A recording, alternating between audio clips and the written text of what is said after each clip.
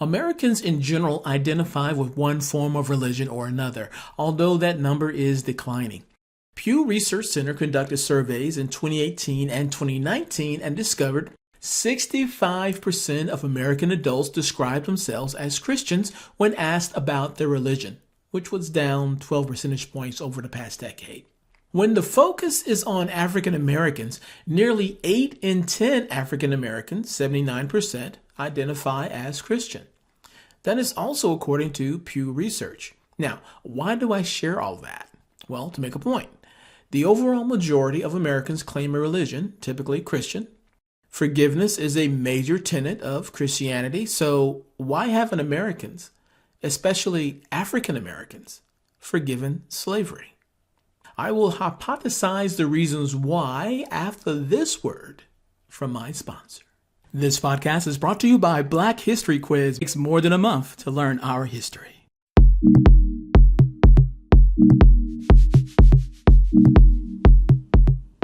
History is not black and white. It's complicated. America was built on slave labor, yet blacks owned slaves as well. The Republican Party was founded to abolish slavery, but today most blacks vote Democrat. And sometimes, just sometimes, African kings marry white. No matter the race, people are complicated, filled with contradictions, and change with the times. To view history through the lenses of today's culture cheats the learner of the full story. Black History Quiz is a newsletter that shares facts you might not have learned in school and certainly did not learn from mainstream media. Black History Quiz educates, sparks debate, and often puts history in a brand new light. Visit blackhistoryquiz.com and subscribe to the weekly newsletter. No matter your perspective of history, you will not be disappointed. blackhistoryquiz.com. When I was researching for this podcast, one comment I found was that African Americans would not forgive slavery because the U.S. government has yet to apologize. Well, that is not true. In an earlier podcast, I discussed how reparations were given by Abraham Lincoln, but once he was assassinated, Lincoln's successor canceled the orders. Despite that, a formal apology for slavery and Jim Crow was issued by the U.S. House of Representatives in 2008. It was called House Resolution 194 by the 110th Congress. Here's a clip from the historic event as it appeared on C-SPAN. Whereas an apology for centuries of brutal dehumanization and injustices cannot erase the past, but confession of the wrongs committed and a formal apology to African Americans will help bind the wounds of the nation that are rooted in slavery and can speed racial healing and reconciliation and help the people of the United States understand the past and honor the history of all people of the United States. Whereas the legislatures of the Commonwealth of Virginia, the states of Alabama, Florida, Maryland, and North Carolina have taken the lead in adopting resolutions officially expressing appropriate remorse for slavery, and other state legislatures are considering similar resolutions. And whereas it is important for the people of the United States who legally recognize slavery through the Constitution and the laws of the United States to make a formal apology for slavery and its successor, Jim Crow, so they can move forward and seek reconciliation, justice, and harmony for all the people of the United States. Now, therefore, be it resolved by the Senate, the House of Representatives concurrent, that the sense of the Congress is the following. 1. Apology for the enslavement and segregation of African Americans. The Congress, A, acknowledges the fundamental injustice, cruelty, brutality, and inhumanity of slavery and Jim Crow laws. B, apologizes to African Americans on behalf of the people of the United States for the wrongs committed against them and their ancestors who suffered under slavery and Jim Crow laws. This bill, House Resolution 194, an apology for slavery and Jim Crow, passed the Senate in 2009 as well. Unfortunately, it was never reconciled or signed by the president at the time, Barack Obama. Oh, the irony. I don't know why it was not signed. Maybe that'll be a future podcast. All that to say, good faith efforts to apologize for slavery have been extended on behalf of the United States at the time of slavery and in the modern era. And not only were apologies for slavery made on behalf of the United States, sincere sorrows have been expressed from Africa. Listen to this quote from the Chicago Tribune. The headline is this: Benin officials apologize for role in the U.S. slave trade. And the date of the article is May 1st, 2000.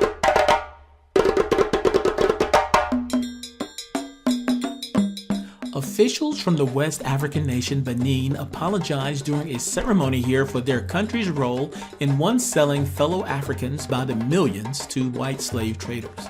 The group is making several stops in Virginia and Washington, D.C. to publicize President Matthew Kirikau's recent apologies for his country's participation in the slave trade. We cry for forgiveness and reconciliation, said Luke Nakaja, Minister of Environment and Housing for Benin. The slave trade is a shame, and we do repent for it. Benin, a country of 4.7 million people, was called Dahomey in the 17th century when it was a major supplier of slaves for white exporters shipping from what was called the Slave Coast.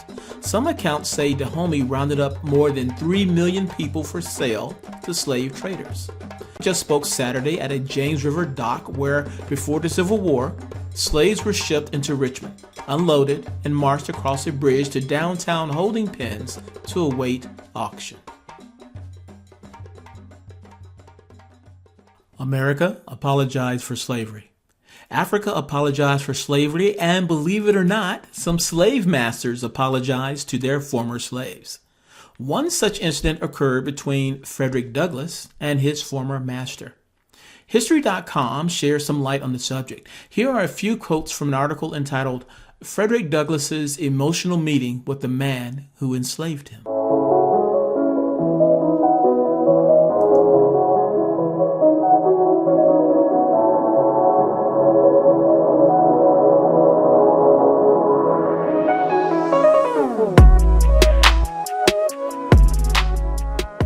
As Frederick Douglass approached the bed of Thomas Old, tears came to his eyes. He had not seen Old for years, and now they were reunited. Both men could not stop crying.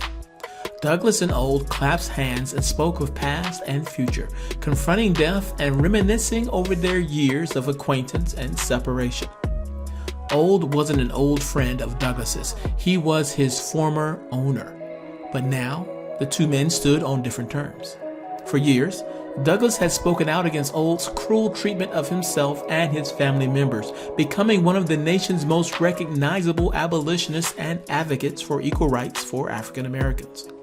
Now, with the abolition of slavery, Douglass could confront his former master without fearing arrest or re-enslavement. Frederick, said Old, I always knew you were too smart to be a slave, and had I been in your place, I should have done as you did. I did not run away from you, Douglass replied.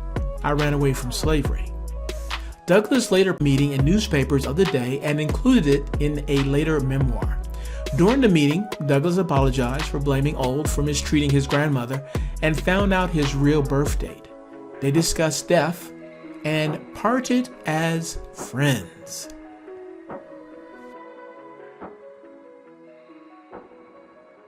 To be fair to all concerned, it's likely most people are ignorant of America's apologies, Africa's apologies, and accounts of slave masters apologizing to their former slaves.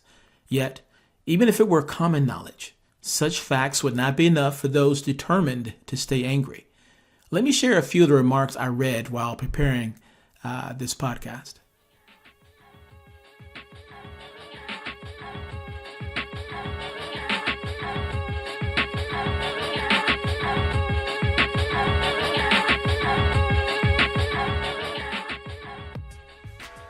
Three comments. Comment number one.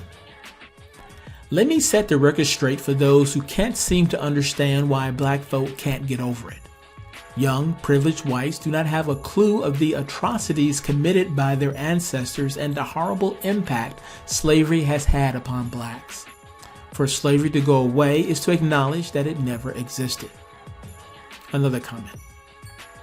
For those privileged whites who do not understand slavery, it's because you are living a good life. And one more comment. It doesn't matter how much damage they cause to people of color, what atrocities they commit against people of color, or how appalling their behavior is and has been towards people of color. White people always find a way to negate responsibility for their monstrous behavior.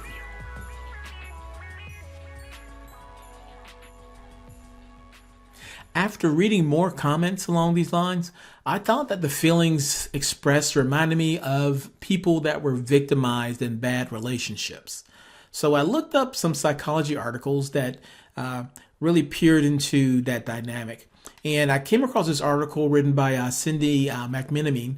And if you've never heard of her, she is a national women's conference speaker. And she wrote this book called When Women Walk Alone, which sold 100,000 copies or something like Alone, which sold 100,000 copies or something like that.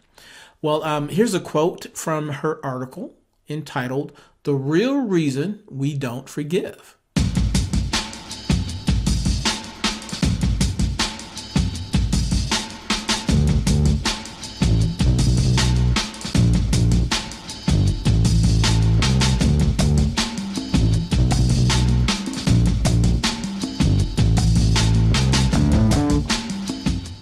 Having ministered to women for nearly 3 decades, I have come to believe that the main reason we often don't forgive those who offend us is because we don't completely understand what forgiveness really means. Do any of these conditions or excuses sound like yours? I'll forgive her when she finally apologizes. I'll forgive him when he proves that he has become a changed person.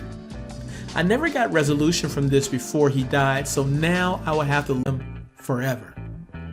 We sometimes wait for an apology, and if we get it, we then try to determine if the person was sincere or not. Other times, we believe that if we forgive someone, we are giving them a license to hurt us again.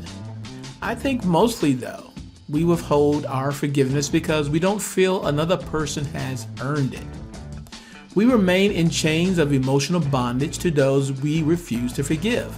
By withholding forgiveness, we are saying, "You will never be able to make this right." But what we are ultimately saying is, "I will always hold on to this pain." That is where you don't want to be, stuck in a place of pain. When you're stuck like that, you end up living with the burden of bitterness, and it can become bondage. Let me rephrase some of that quote by injecting the word slavery and imagine African Americans in the position of the victim. I'll forgive slavery when the United States finally apologizes. I'll forgive slavery when they prove that they have become a changed nation. My ancestors never got resolution for slavery before they died, so now I will have to live with the offense and the inability to forgive the slave masters forever.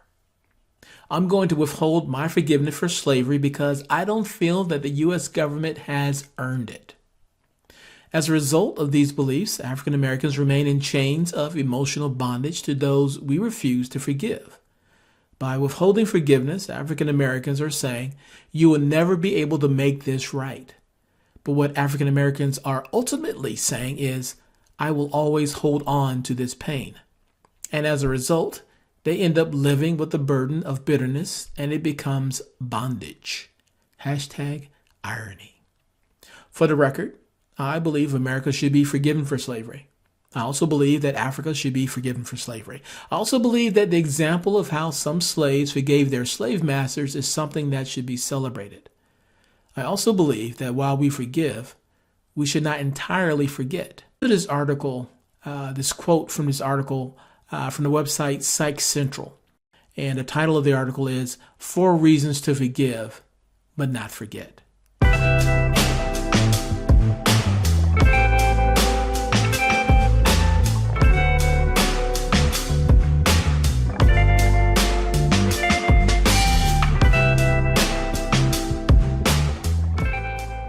Forgiving is critical to our emotional health.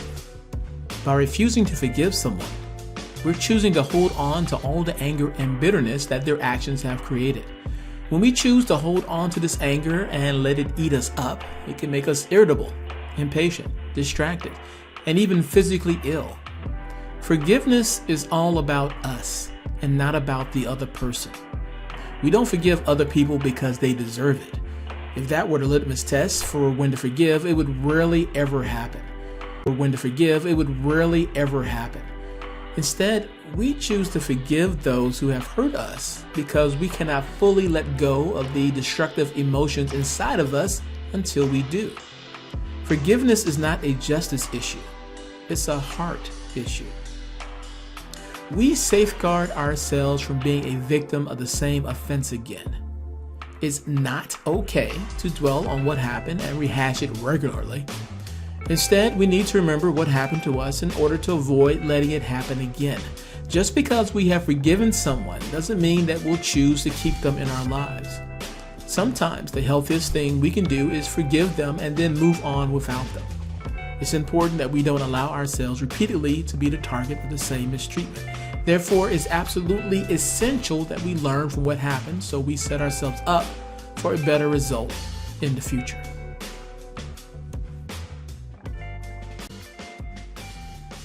That quote was addressing the benefits of forgiveness in general. I think it very much applies to why slavery from the Civil War era should be forgiven as well. And just in case I have not been clear, I feel that African Americans should forgive slavery for the sake of our own emotional health, our personal progress, and for that matter, the sake of national unity. Likewise, I also believe African Americans should remember slavery, not so that it can be used as a weapon of oppression against white people, but only so that slavery never happens again. You have been listening to the Things I Think About podcast. If you love what you heard, hate what you heard, or don't know what you just heard, I want to know about it. Drop me an email. I can be reached at jimstroud, that's JIMSTROUD @. So, until next time, bye-bye.